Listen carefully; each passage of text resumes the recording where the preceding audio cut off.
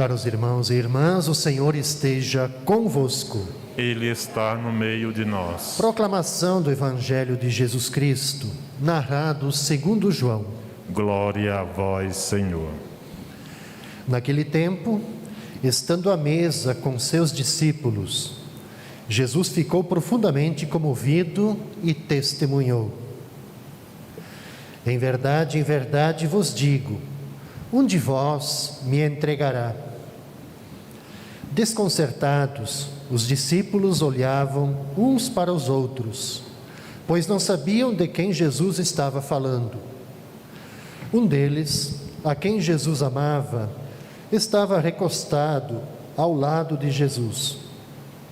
Simão Pedro fez-lhe um sinal para que ele procurasse saber de quem Jesus estava falando. Então, o discípulo, reclinando-se sobre o peito de Jesus, perguntou-lhe: Senhor, quem é? Jesus respondeu: é aquele a quem eu der o pedaço de pão passado no molho. Então Jesus molhou um pedaço de pão e deu-o a Judas, filho de Simão Iscariotes. Depois do pedaço de pão, Satanás entrou em Judas. E então Jesus lhe disse: o que tens a fazer, executa-o depressa. Nenhum dos presentes compreendeu porque Jesus lhe disse isso. Como Judas guardava a bolsa, alguns pensavam que Jesus lhe queria dizer: compra o que precisamos para a festa, ou que desse alguma coisa aos pobres. Depois de receber o pedaço de pão, Judas saiu imediatamente. Era noite. Depois que Judas saiu, disse Jesus: agora foi glorificado o Filho do Homem, e Deus foi glorificado nele. Se Deus foi glorificado nele, também Deus o glorificará em si mesmo, e o glorificará logo. Filhinhos, por pouco tempo estou ainda convosco. Vós me procurareis, e agora vos digo, como eu disse também aos judeus: para onde eu vou, vós não podeis ir. Simão Pedro perguntou: Senhor, para onde vais? Jesus respondeu-lhe: para onde eu vou, tu não me podes seguir agora, mas me seguirás mais tarde. Pedro disse: Senhor, por que não posso seguir-te agora? Eu darei a minha vida por ti. Jesus respondeu: darás a tua vida por mim? Em verdade te digo, o galo não cantará antes que me tenha negado 3 vezes. São para nós, irmãos e irmãs, palavras de salvação. Glória a vós, Senhor. Podemos sentar um instante.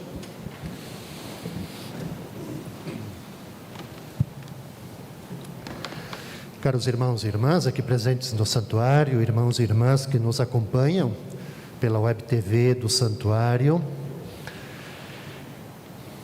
nós estamos nessa caminhada da Semana Santa, terça-feira. Depois da manhã iniciaremos o Tríduo Pascal, que é a centralidade de todas as nossas celebrações litúrgicas, centralidade da nossa fé, da nossa espiritualidade. E eu queria contextualizar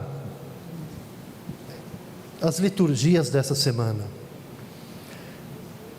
A liturgia de domingo de Ramos, ela nos dão o norte para toda essa semana, pelo menos até amanhã. No domingo nós celebramos Ramos, com 2 evangelhos. Claro que por causa desse tempo de pandemia não houve procissões, não houve todo aquele ritual do evangelho da entrada de Jesus em Jerusalém, com a bênção de Ramos, aquilo que todos nós conhecemos. Fizemos a celebração aqui interna com o evangelho da paixão de Jesus. Mas por que é importante a gente ter presente esses 2 cenários? de Jesus que entra em Jerusalém e é aclamado como o rei, o Salvador, e a seguir o Evangelho da Paixão, onde que o povo, muitos certamente que estavam lá acolhendo Jesus, estendendo ramos, é o mesmo povo que está lá depois dizendo crucifica-o. Trazendo isso para o Evangelho de hoje, aliás, e de ontem e de hoje, o que nós vamos perceber? É os últimos dias de Jesus. Ontem o Evangelho lhe falava que Jesus estava no lugar que ele gostava muito. Família de Marta, Maria e Lázaro. Estava lá. Foi lá comer com eles. Lázaro havia ressuscitado. Lá ele é ungido, os pés, aquela bonita celebração na família, com aquelas pessoas que eram muito próximas de Jesus. E hoje, novamente, nós temos pessoas próximas de Jesus, mas com um ambiente diferente. Aqueles que diariamente, cotidianamente estão com ele, parece que não entenderam patavina nenhuma.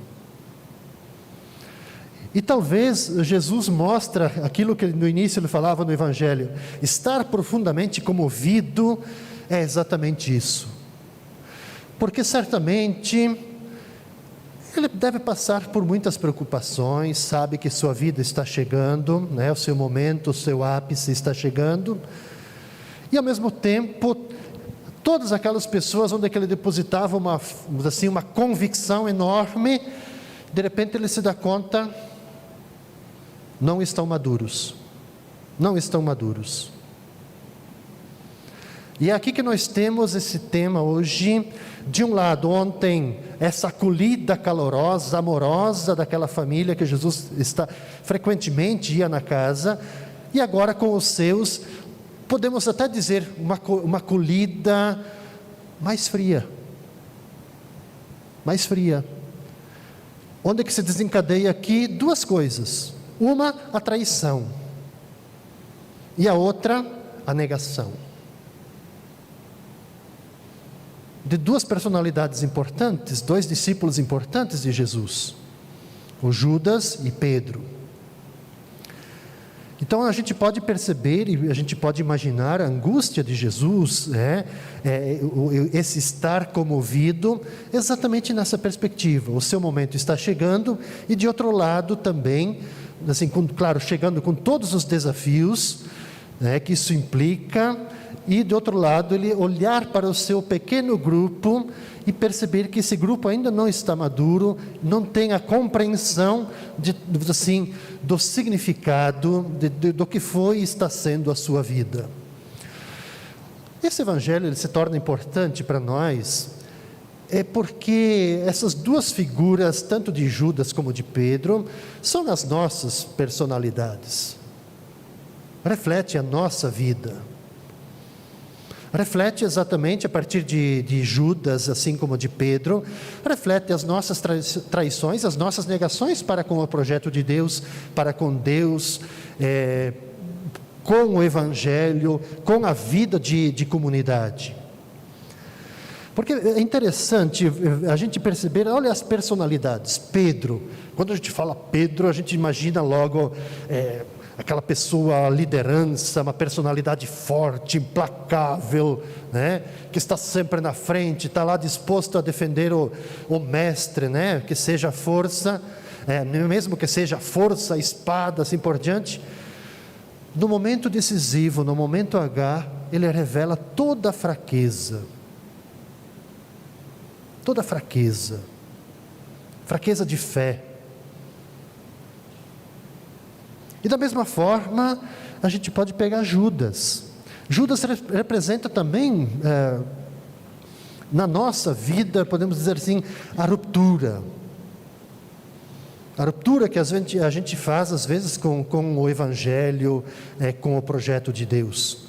Essa ruptura que nos leva a partir, assim como fez o próprio Judas, para uma escuridão. O Evangelho diz assim que depois que ele comeu o pão com o molho, ele não teve mais condições, quer dizer, não teve mais clima de ele estar com os seus. E ele parte para a escuridão. Quer dizer, ele passou a viver numa escuridão. né? Por quê? Porque ele traiu.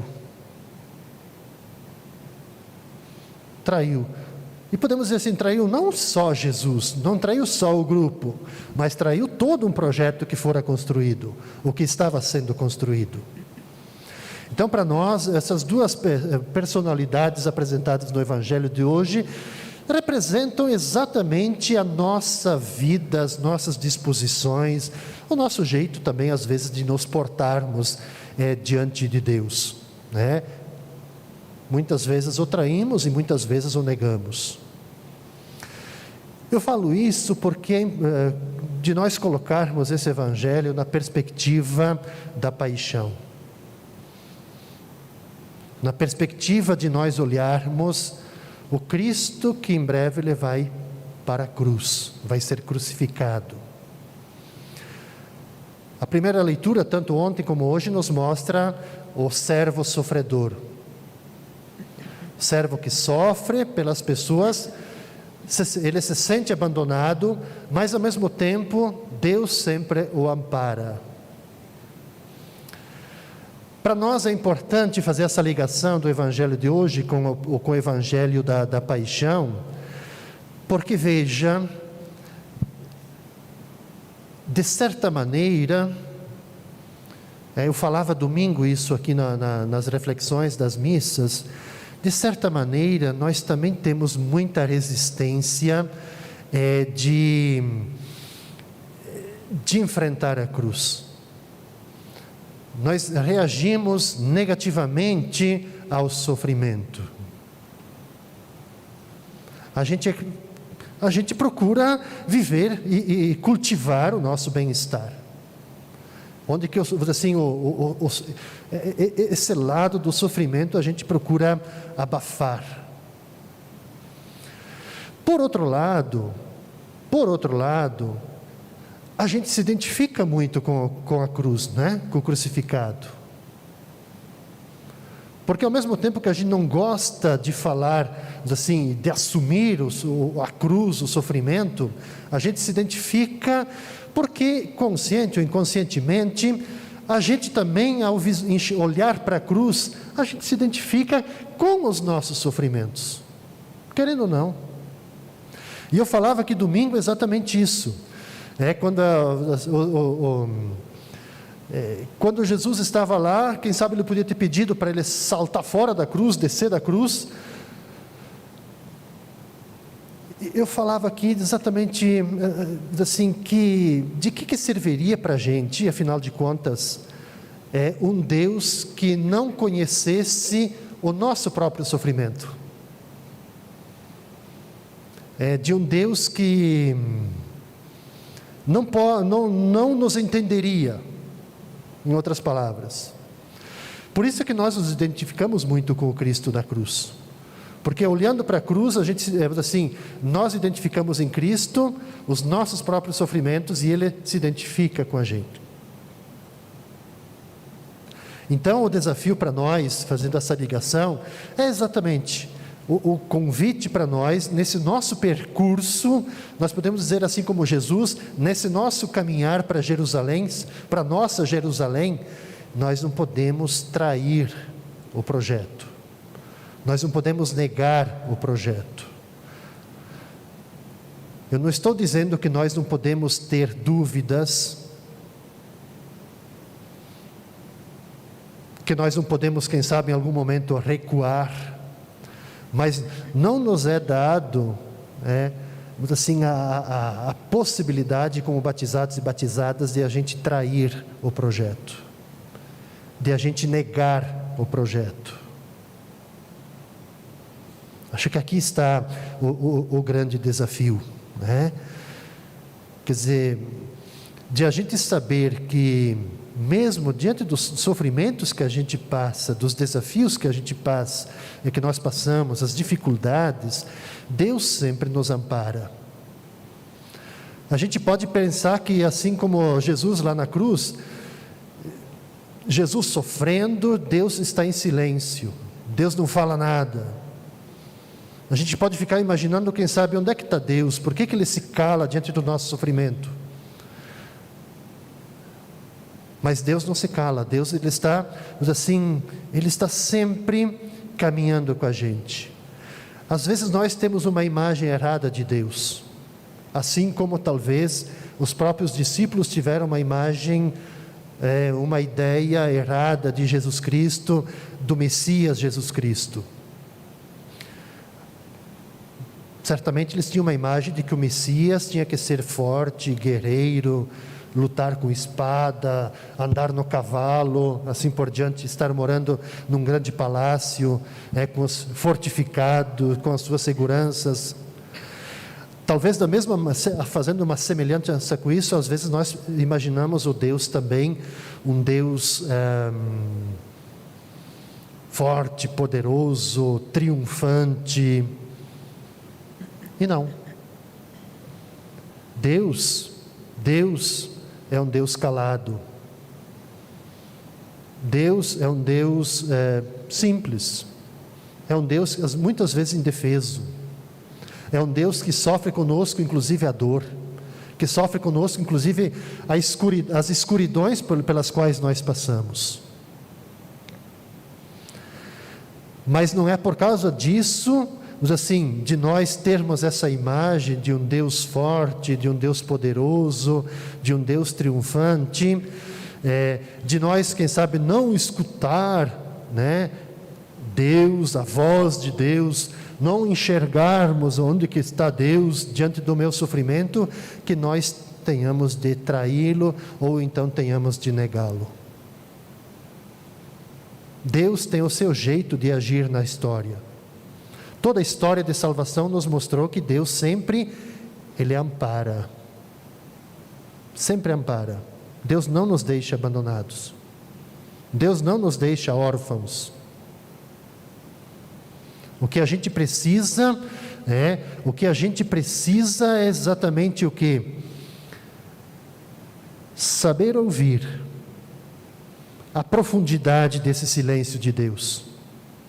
Quando a gente consegue, ouvir a profundidade desse silêncio de Deus, nós também vamos conseguir descobrir sempre algo a mais do seu próprio mistério. Então, caros irmãos e irmãs, que possamos nos deixar contagiar por estes evangelhos desta Semana Santa. De a gente pensar também, das nossas tantas negações, nossas tantas traições ao projeto de Deus, mas de nós mirarmos para frente, Deus, mesmo sendo dessa forma calada, indefesa, é um Deus que está junto com a gente. Ele sofre, Ele se alegra, Ele caminha com a gente. É isso que dá fundamento para a nossa fé. Isso que dá, fundamento, é razão, de nós participarmos da vida de comunidade, de nós celebrarmos a Eucaristia. Então, que Deus nos ajude, que esta liturgia de hoje também nos ajude a nós reafirmarmos o nosso comprometimento com Deus, com o seu projeto de amor, de justiça, de solidariedade. Assim seja.